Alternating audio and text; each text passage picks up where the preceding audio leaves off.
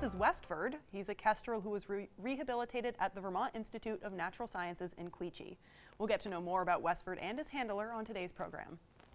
Good afternoon. I'm Jolie Whitney. We're running it back to a time when live animals were often part of the program. For visitors to the Vermont Institute of Natural Sciences, live birds and reptile programs are only a couple of the many activities that visitors can take part in.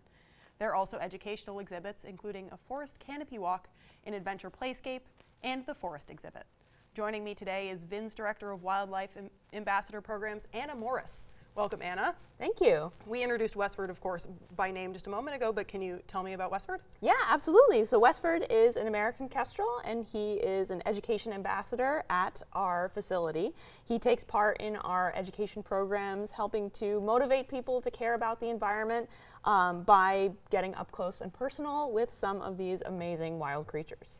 Absolutely, and you said he's an American Kestrel. Can you tell me about what American Kestrels are? Yeah, absolutely. So an American Kestrel is a falcon. It's actually the smallest species of falcon here in North America. There are 6 species total, but this guy weighs only about 100 grams, like 4 ounces or so. And they have similar behaviors to their larger cousin, the peregrine falcon. They live in open grassland spaces, meadows, and even farm fields. They hunt small rodents like mice and voles, but they also hunt a lot of insects like grasshoppers, dragonflies, cicadas, and the like. And that kind of makes them a farmer's best friend. This is a bird that's living in close proximity to people and taking care of some of the pest species that might be damaging crops or your vegetables in your garden. Sure, and how did he end up at VINS? Absolutely. Well, Westford came to live with us back in 2017, and he has kind of an unusual story. He was dropped off in a cardboard box anonymously on the front doorstep of a rehabilitator in Westford, Vermont.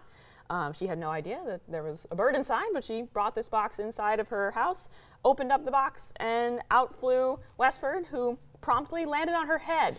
And she knew immediately that this was, very unusual behavior for a wild animal who would normally be, injured or scared, brought to a wildlife hospital. But he seemed perfectly at ease, and so she was suspicious that he might have been raised by a human or a human family. He also was, at the time, wearing anklets and jesses, which are the equipment that you see him wearing now.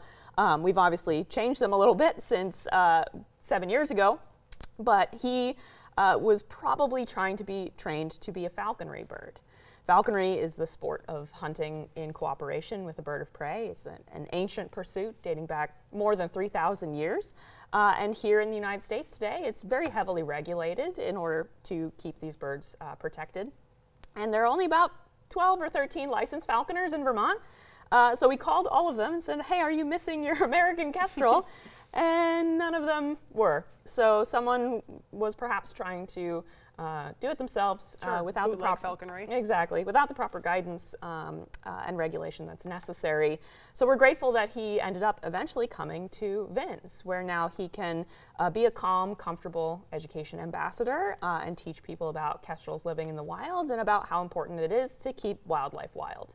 Absolutely, and as people might not be able to see at home, because obviously he has an eye on this side, but on the other side he's missing an eye. Can you tell me about that? Yeah, actually, so this was an injury that Westford unfortunately sustained while he was in our care. Kestrels are so small, they're really, really delicate birds, and we do our best to make sure that their housing is perfect and there's no way that they can injure themselves. He actually had a conflict with one of our other birds and unfortunately lost that eye.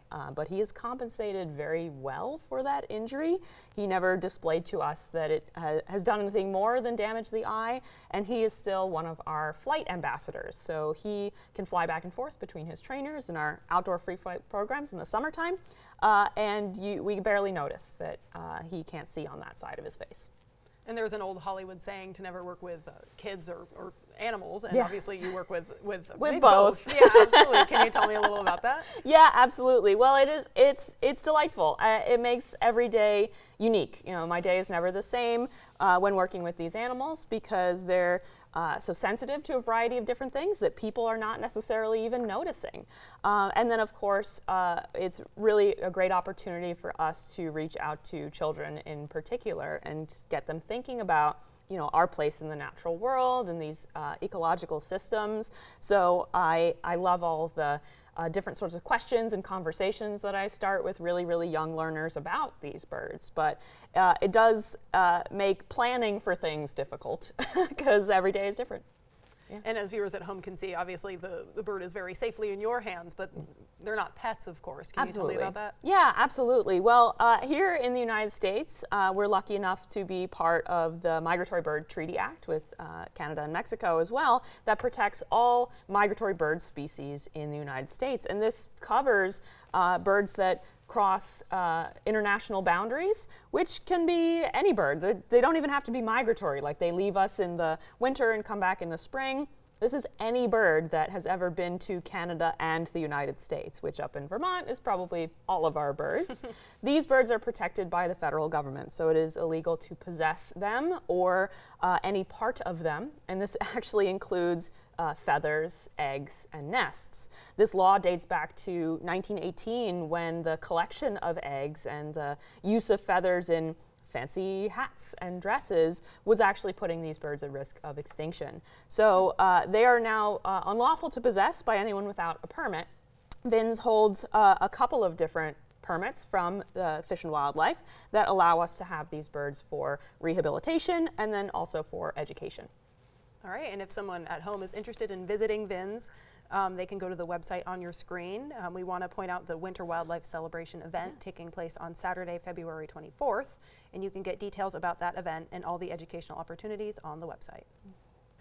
And of course, Westford isn't the only bird you brought with us today. Can you tell us a little bit about Miami here? Absolutely. Miami is an Eastern Screech Owl, and he is also one of our education ambassadors, but he came to us from Miami, Florida, from a rehabilitator down there. Absolutely. We name all of our birds after where they came from in the wild to remind us that they aren't pets, that they had a life before they came to be in human care. And his story is unfortunately not a unique one very much. He was a young nestling in a typical Eastern Screech Owl nest, which is a cavity inside of a dead tree that probably was excavated by woodpeckers, and this Screech Owl family moved in. But unfortunately, because the tree was dead, someone came to cut it down. And down came Miami and his entire family when that tree was cut down. And so far as I know, his siblings were fine. They were all taken to a local rehabilitator and given release when their time was right. But Miami, unfortunately, hit his head really hard on the way down. And so he, too, is blind in one eye. As you can see, he's got both eyes, but he doesn't react behaviorally to anything that happens kind of on the right side of his face. So that's how we can tell that he's not getting all the information that he needs out of the world. And so it was decided that he would be placed as an education ambassador.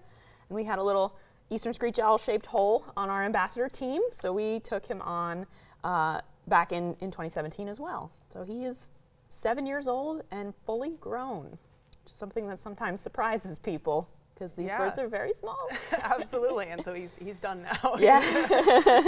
And of course, Florida's a ways away from Quechee, Vermont. Is it the same habitat for them, or Eastern Screech Owls? Similar. Okay. Similar, absolutely. They live in forests environments, as you can kind of tell. We've got those, and he's very well camouflaged with the bark of a sugar maple tree, for example. There is kind of a slight geographic difference among Eastern Screech Owls, and that is in their color morphs. So they actually can display this gray overall color that Miami has, but there's also a different morph that is reddish, like sort of the orange of a red-tailed hawk's tail. And the two types of Eastern Screech Owl are the same species. It's not a difference of gender. The two can interbreed and produce a nest full of mixed color young. It tends to be that the red morphs are more common in the south and the gray morphs are more common in the north, but as we can see with Miami, it's not exclusive because he's from way far south. All right. And this has been a little bit behind the scenes, but Miami has been eating a good amount. Yes. So it was a bit of a reward for joining us today. Absolutely, yes. Well, we work with all of the ambassador birds at VINS with choice-based training, and we try to be as force-free as possible with them. It's always their choice as to whether or not they want to come out of their aviary and go meet a classroom today. In Miami's case, it's sometimes difficult to persuade him to come out of his travel crate because it feels nice and cozy in there, Sure. like a tree cavity. But he said yes this morning, and sitting here with you, he's displaying, you know, alert body language, but he's not showing me that he's absolutely terrified. Sure. So we decided that he would have his TV debut today. Absolutely. He's doing great. And we're happy to have him. Yeah, yeah. So can you tell me how often VINS brings in new birds? How often birds are coming to the... Yeah, well, it depends on the season a little bit. Our wildlife rehabilitation hospital sees an average these days of about 900 or 1,000 birds every year. But that could be that, you know, one bird every couple of days is coming to us in January. And then when we get to baby bird season, which starts in May and runs through the beginning of September, we could be getting in 10 or 20 birds a day. So that is a lot of birds to care for. And the staff in our wildlife hospital are tremendous. They do such a great job working with these animals and caring for them from literally 6 in the morning to 8 o'clock at night for that period of months. The birds that we do take into the wildlife hospital, the goal is ultimately that they will be released and they're not on display to the public while they're healing from their injuries. But in certain cases, sometimes a bird will have sustained an injury that leaves them with a permanent disability, such as Miami's eye. And then that bird is non-releasable, and we look to place them somewhere either with our own facility and our nature center or another one somewhere else in the country that can take them on. All right, and before we wrap up today, obviously you guys have plenty of birds, but can you tell me about some of your other programs like the Canopy Walk? Absolutely, yes. Well, our Forest Canopy Walk has been a really big draw for people to come and visit us, and it's just a tremendous, unique experience. It is an elevated walkway in our forest. There's no elevation gain, so it's also wheelchair accessible. People can get a chance to be up amongst the branches of the trees as the land drops away below you.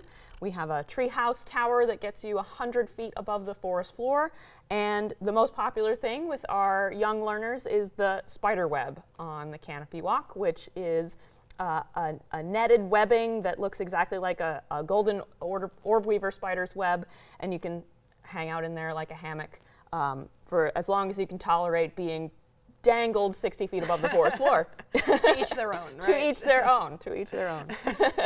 All right, well, thank you so much for joining me today. Thank you, Joy. And if you're interested in visiting with any of the birds or reptiles at VINS, you can go to the website on your screen. We want to point out the Winter Wildlife Celebration event taking place on Saturday, February 24th, and you can get details about that event and all of the educational opportunities on their website. And that wraps up the program for today. From the crew behind the scenes here at WCAX, I'm Jolie Whitney. Have a good one.